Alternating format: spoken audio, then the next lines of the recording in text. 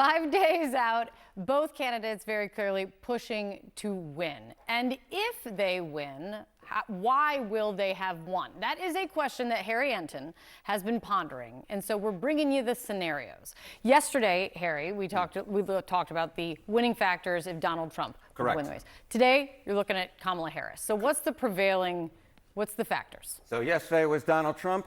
Today, the case for Kamala Harris, the signs as clear as day. And the number one sign is that Harris, simply put, is more popular than Donald Trump. Her net favorable rating is higher than Trump. She's at -2, Trump's at -7. I went all the way back since 1956 and looked at the polls. Does the more popular candidate usually win?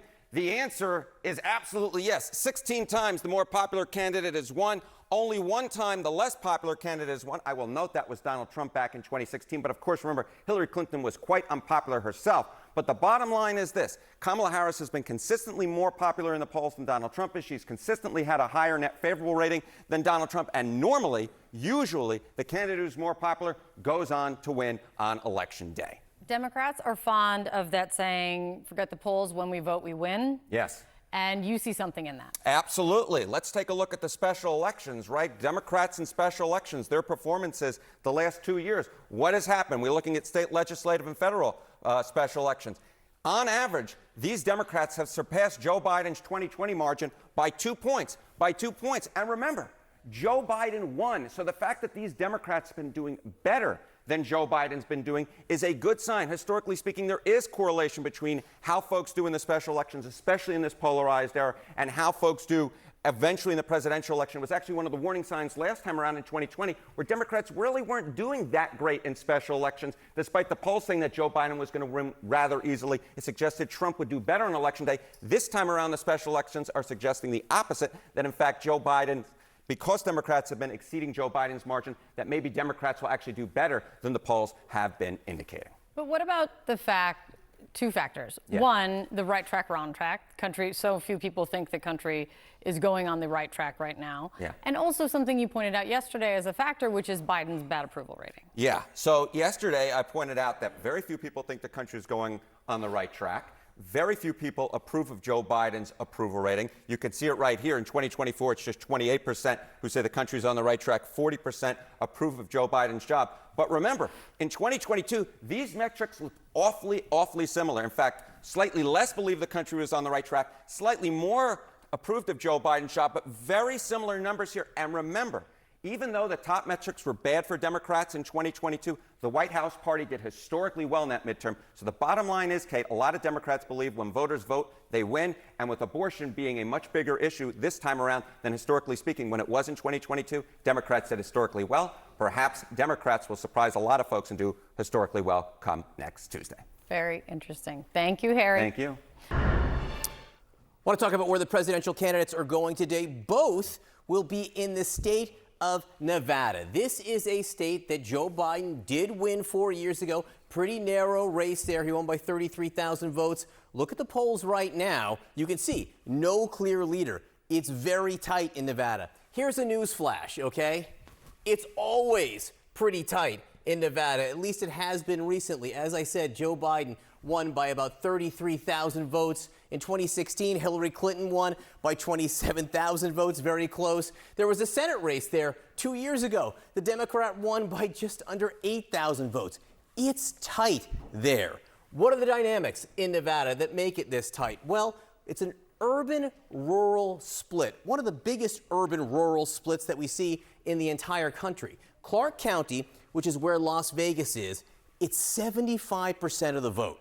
75% of the population in Nevada. Democrats need to do well in Clark County. You can see Joe Biden edged Donald Trump there, 54% to 44%. May not look like a huge margin, but he was able to bank a surplus of about 90,000 votes from Las Vegas and Clark County, and he needed them. Why? Because you look around at the rural counties, look at the margins that Donald Trump had.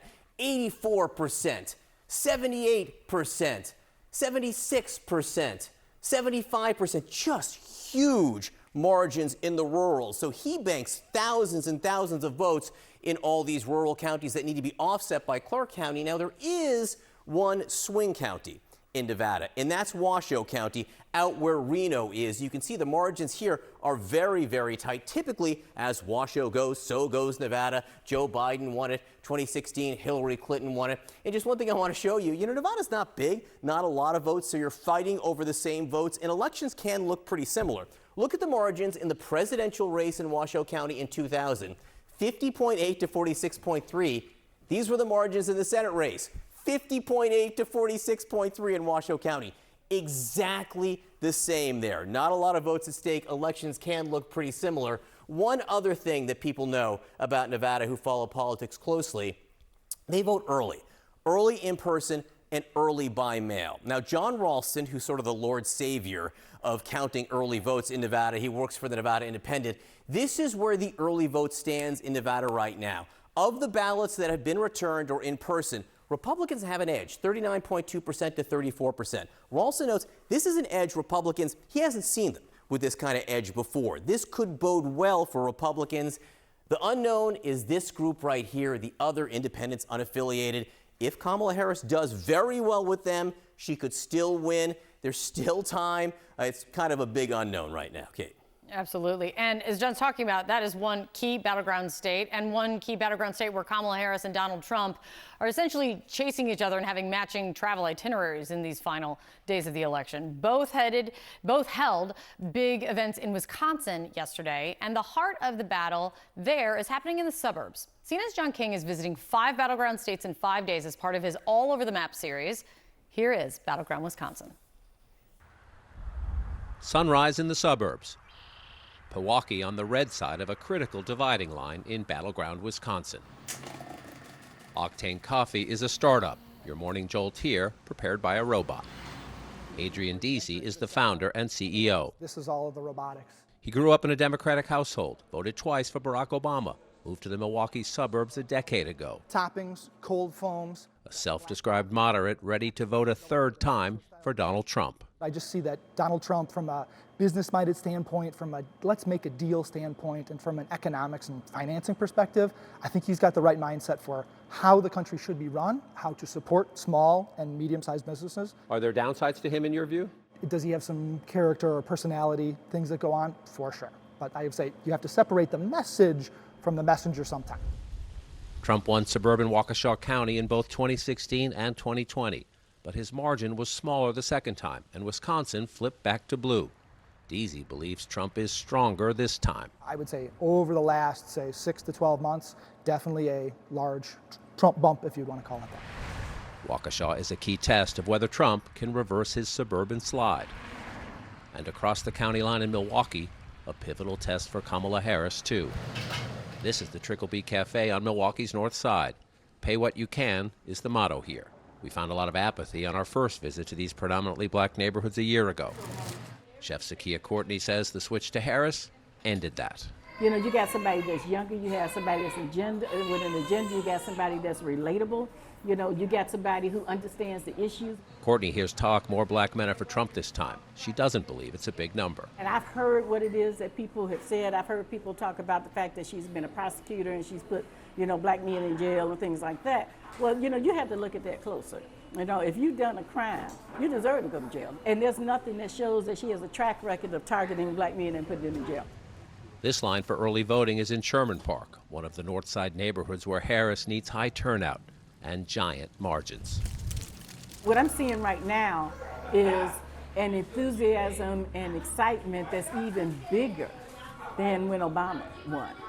The vice president's chances here depend on Zakia Courtney being right, or at least close to right, about that level of enthusiasm in the black community. Joe Biden won only 13 of Wisconsin's 72 counties en route to his victory here in 2020. How did he do it? Run it up big in the Democratic areas like Milwaukee and hold your own in the suburbs. John King, CNN, Milwaukee.